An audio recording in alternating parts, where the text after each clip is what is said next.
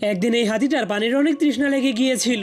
এই জন্য সে তার তৃষ্ণা মেটানোর জন্য মরুভূমির মধ্যে পানি খুঁজতে শুরু করে দেয়। কিন্তু সে অনেক খোঁজাখুঁজি করার পরেও সেখানে কোনো পানি খুঁজে পাচ্ছিল না, কারণ সবগুলো পানির গর্তই খালি হয়ে গিয়েছিল। তখনই হঠাৎ করে সে অনেক বড় একটা ডাইনোসরকে দেখতে পায়, যা দেখার পর সে অনেক লোভে পড়ে সেই ডাইনোসরের মাংস খাওয়ার জন্য সেই দিকে দৌড়াতে শুরু করে দেয়। কিন্তু সেখানে যাওয়ার পর সে আর কোনো ডাইনোসরকে খুঁজে পায় না। সে শুধুমাত্র অনেক সুন্দর একটা ফল গাছকে দেখতে পায়, যা দেখার পর সে অনেক লোভে পড়ে যখনই সেই ফলগুলোকে খাওয়ার জন্য গাছ থেকে পারার চেষ্টা করে, তখনই সে অনেক গভীর একটা গর্তের মধ্যে পড়ে যায়। এই জন্য হাতিটা অনেক ভয় পেয়ে সেই গর্ত থেকে বের হওয়ার জন্য অনেক চেষ্টা করতে থাকে, কিন্তু তবুও কোনো উপায় না পেয়ে সে তার চার হাত পা ব্যবহার করে উপরে ওঠার চেষ্টা করে, কিন্তু এবারও সে ব্যর্থ হয়ে যায়। এর কিছুক্ষণ পর সেখানে একটা গন্ডার এসে সেই গাছের মাধ্যমে তার শরীর চুলকাতে শুরু করে দেয়, কিন্তু এরপর সে হাতির কান্নার আওয়াজ শুনতে পেয়ে সেই গর্তের সামনে চলে গেলে হাতিটা তার কাছ থেকে সাহায্য চাইতে শুরু করে দেয়। কিন্তু সেই গন্ডারটা এতটাই খারাপ ছিল যে সে হাতিটাকে কোনো সাহায্য না করে সেখান থেকে চলে যায়। এর কিছুক্ষণ পর সেখানে অনেকগুলো পাখি খাবার খাওয়ার জন্য চলে আসলে তাদের মধ্যে একটা পাখি সেই হাতিটাকে দেখে ফেলে,